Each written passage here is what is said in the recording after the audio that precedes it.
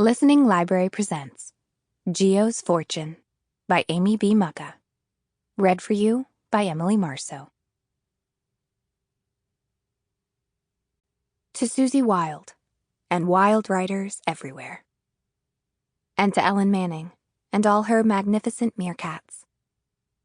I never could have done this without you.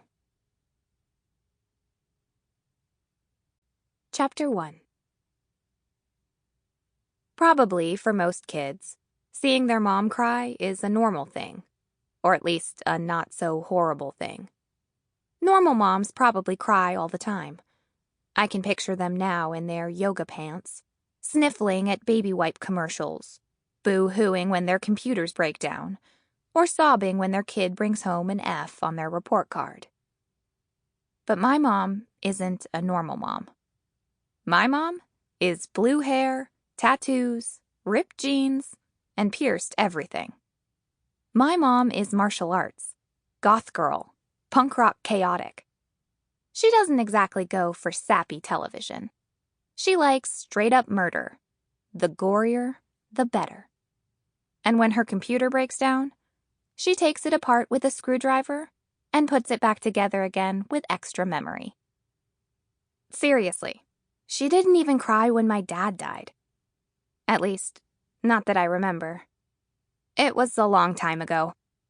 The point is, my mother, Geo Leoni, does not cry. Except, apparently, when it's the first week of summer vacation and we're in the middle of a massive heat wave, we have no central air, the house is falling apart, and, oh, by the way, she's completely out of money. Wait, what? I asked, staring at her hard. It was nearly bedtime when she pulled me into her office, aka the laundry room, and sat me down in one of the folding chairs in front of her desk, aka the card table. She'd been crying so hard her eye makeup had leaked down her face, making her look like one of those scary mime dudes. She'd borrowed money last year, she said. We were in financial trouble. Way bigger than usual. Things were going to have to change. Change? Like how? I asked, my whole body going alert. Like, no more organic food, she said. I exhaled. Who cared about that?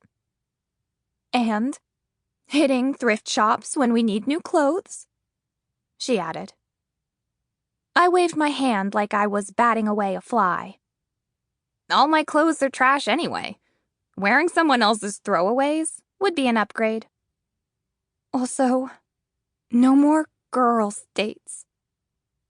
That one hit harder. Yes, calling them girls' dates is completely embarrassing. But they'd been our monthly tradition since, well, forever.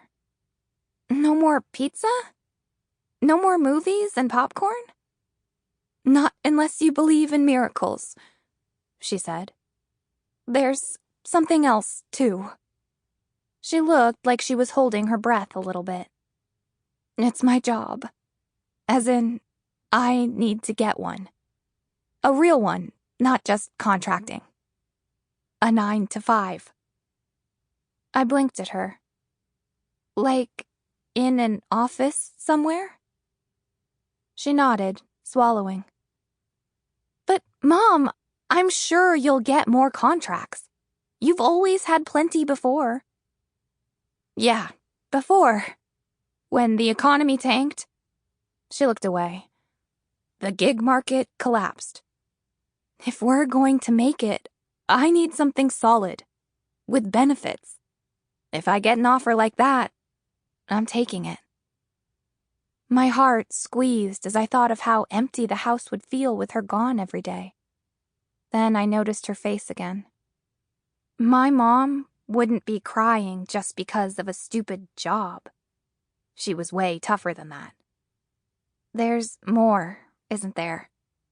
I asked, my stomach pooling with dread. She swiped her eyes with her sleeve and sniffed. The thing is, There aren't a ton of jobs in this town. Not in my field. Wait, I said, holding up my hands like I could keep her from saying it. I'm applying across the country, she finished. You know how sometimes when scuba divers come to the surface too quick, something happens to the oxygen in their blood, and it makes their field of vision narrow to a pinprick? That's what happened to me. Except it wasn't my vision. It was my everything. My whole world reduced to one tiny circle. And in the center of that circle was my mother, telling me she might take my entire life away. No, I said, swallowing my panic. Absolutely not. Her eyes filled up again. Looking back, I should have known things were even worse than she was letting on. After all, we were living in the house my dad left us when he died, back when I was a toddler. Sure, it might be pretty run down, but so what?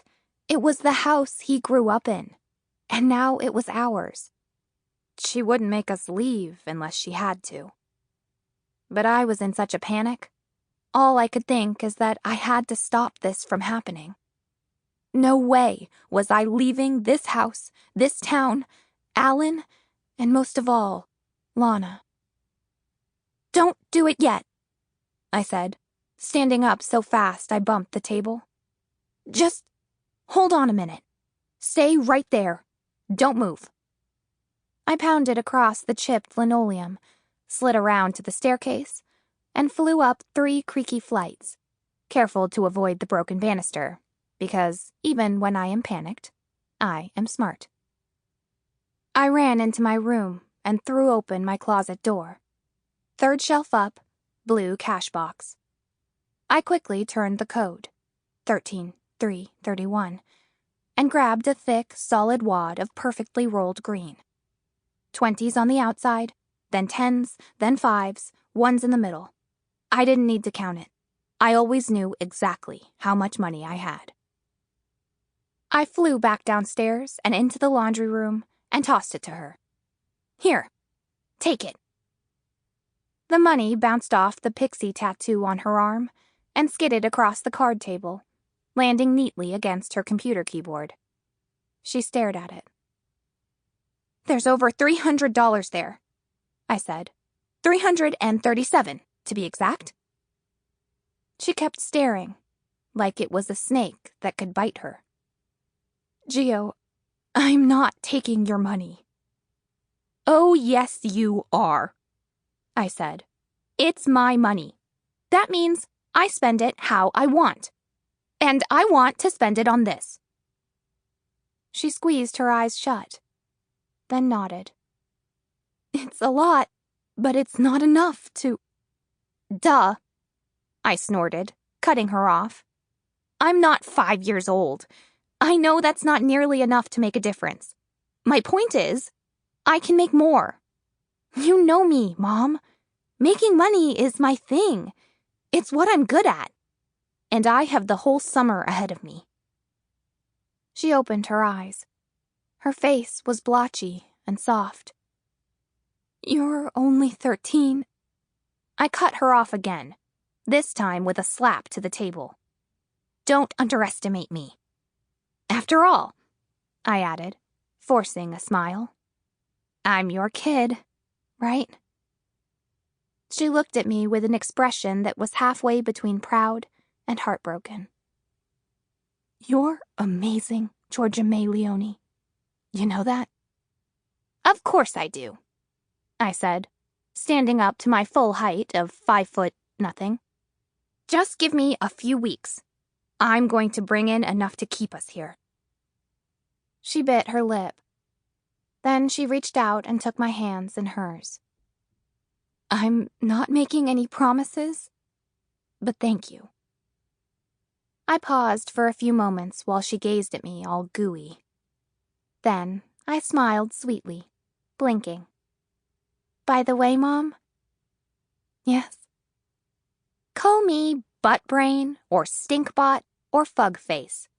If you absolutely must, Call me Geo. Sample complete. Ready to continue?